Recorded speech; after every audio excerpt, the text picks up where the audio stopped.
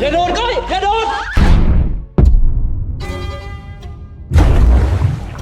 The man had no time to think. He immediately swam toward his girlfriend. He quickly placed his girlfriend on the air mattress, but he discovered she was bleeding profusely. Jack immediately dove underwater and retrieved a bath towel. He urgently tried to stop her bleeding. Then Jack began shouting loudly for help. At that moment, the little dog nearby heard its owner's cries for help, so it also started barking loudly. But all of this was in vain, because this swimming pool had been abandoned for years. A few hours earlier, Jack had come to this pool to swim. Unexpectedly, a man secretly opened the drainage valve. The pool water rapidly flowed into the drain. When Jack was awakened by the dog's barking, the water level had already dropped significantly. Jack instantly realized something was terribly wrong. He hurriedly swam toward the edge. However, unfortunately, this pool had no ladder. Jack tried to climb up, but the walls were too smooth and he had no footholds. Seeing this, Jack immediately fetched the air mattress. He tried to stand on it to climb up, but the height was still insufficient. Just then, he saw his phone on the poolside through a reflection. The man instantly thought of a solution. He immediately tied his belt to his glasses. Jack tried to hook the phone and pull it over, but no matter how he tried, he failed. Helplessly, Jack could only shout for help. But since this place had been abandoned for years, it was impossible for anyone to come rescue him. Just as Jack was about to despair, his girlfriend suddenly called him. The phone slowly moved toward the pool edge due to the vibration. This gave Jack hope once again. He reached out his hand, ready to catch the phone that was about to fall. The little dog beside him was also cheering for its owner,